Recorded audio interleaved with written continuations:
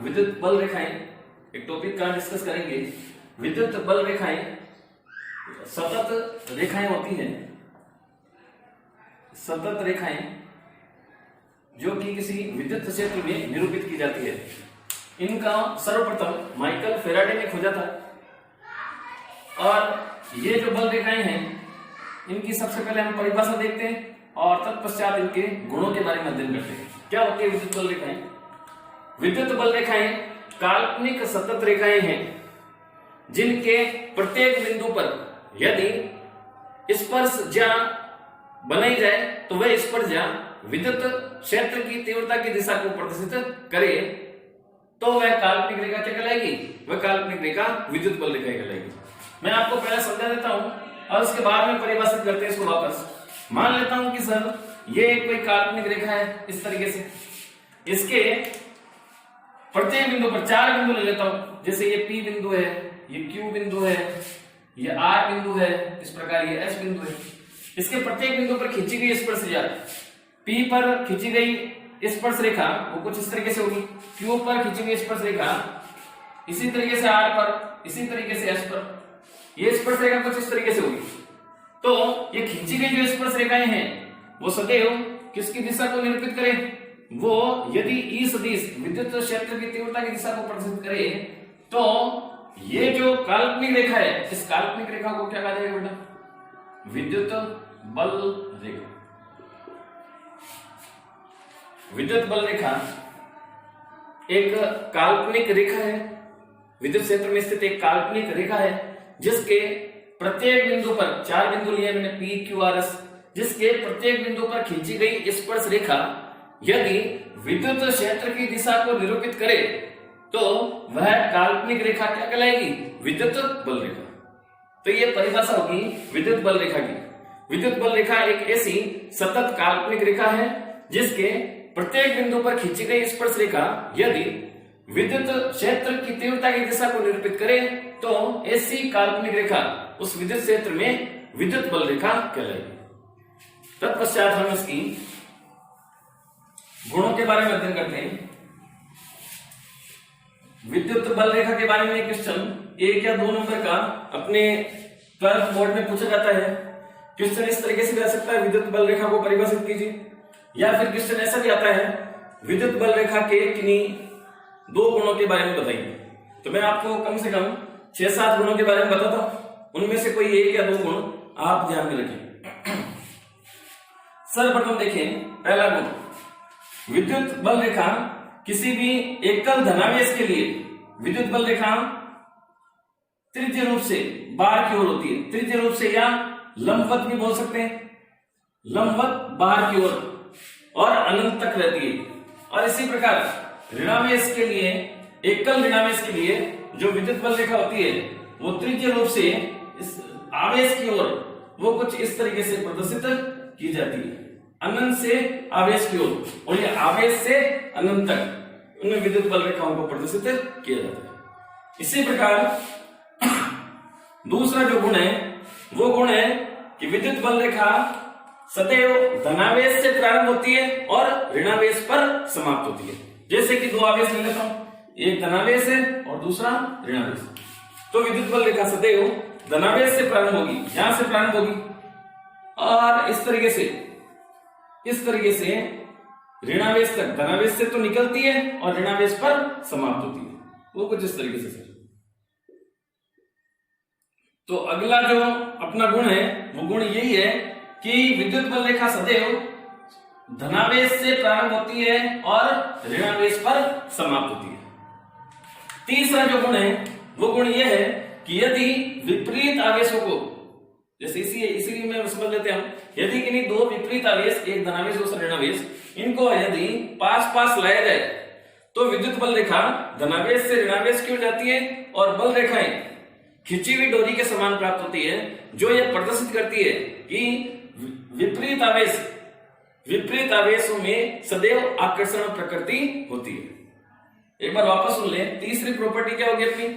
तीसरा जो गुण होगा इस विद्युत बल रेखा का वो ये होगा, यदि किन्हीं 2 विपरीत आवेशों को पास पास लाया जाए तो विद्युत बल रेखाएं एक खींची हुई डोरी के समान प्राप्त होती है, जो प्रदर्शित करती है कि विपरीत आवेश एक दूसरे को आकर्षित करते हैं।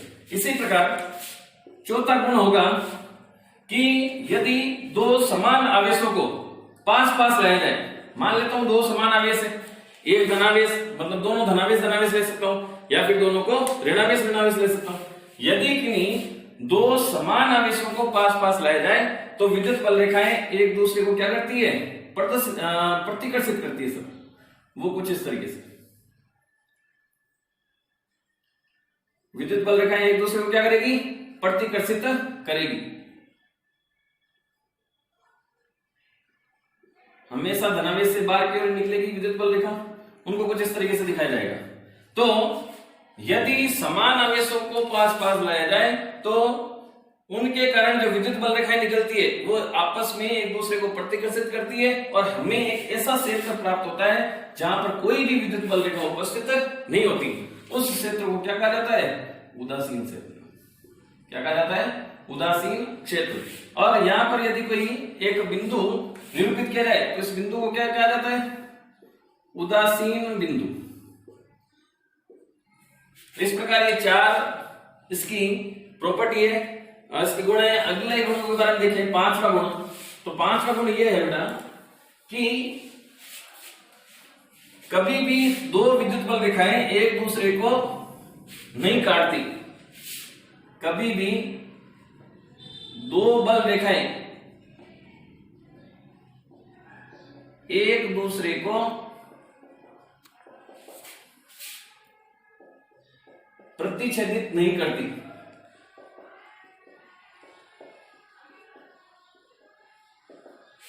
अगर करती है तो क्या होगा, तो क्वेश्चन ऐसा भी पूछा जाता है कई बार 1 नंबर में कि दो बल रेखाएं एक दूसरे को प्रतिच्छेदित क्यों नहीं करती।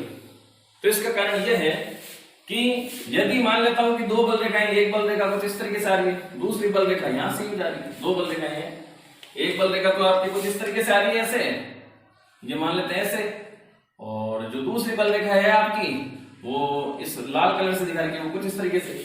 तो ये आपस में P बिंदु पर प्रतिच्छेदित हो रही है। कहां हो रही है बेटा, P बिंदु पर, इस बिंदु पर प्रतिच्छेदित हो रही है। अगर P बिंदु पर प्रतिच्छेदित हो रही है तो हम देखेंगे कि इस प्रतिच्छेदन बिंदु पर यदि स्पर्शा बनाई जाए तो अगर इस वाली विद्युत बल रेखा के लिए यदि स्पर्शा बनाई जाए तो उसकी दिशा कुछ इस तरीके से होगी, और उसको E1 सदिश से निरूपित करूं। यदि इस वाली बल रेखा के लिए विद्युत क्षेत्र की दिशा निरूपित की जाए तो वो E2 सदिश से निरूपित की जाएगी।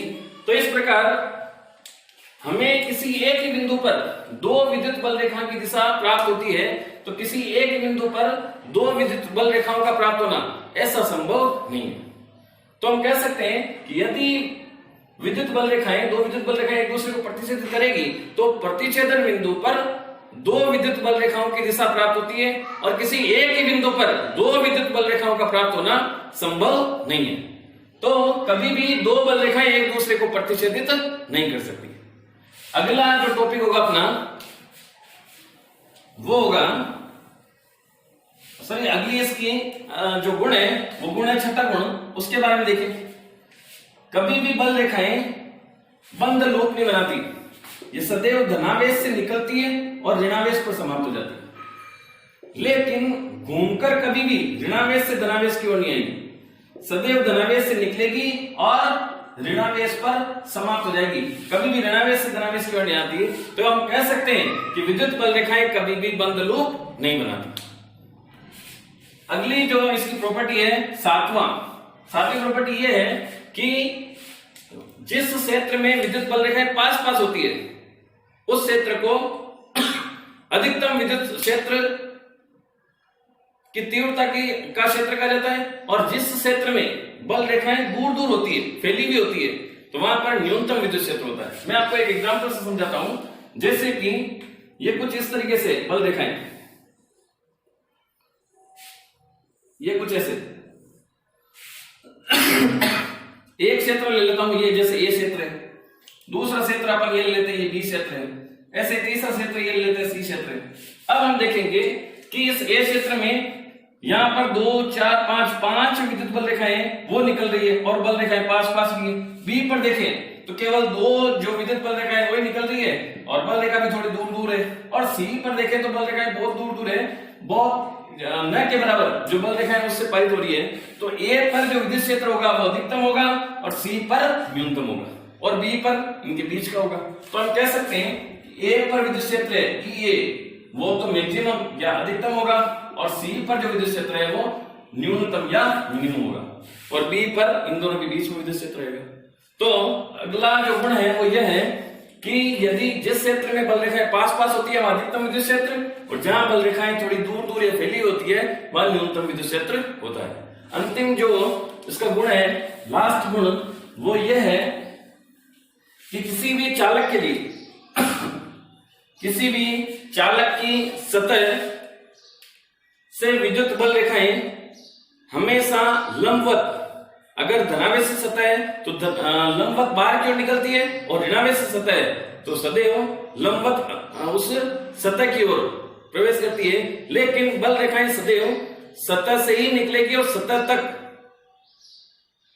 वो प्रवेश करेगी, कभी भी उस चालक की आंतरिक भाग में बल रेखा प्रवेश नहीं करती, क्योंकि बल रेखाएं केवल चालकों का सतही गुण है, सतह से ही निकलती है, सतह तक प्रवेश करती है, लेकिन उस चालक के आंतरिक भाग में प्रवेश नहीं करती।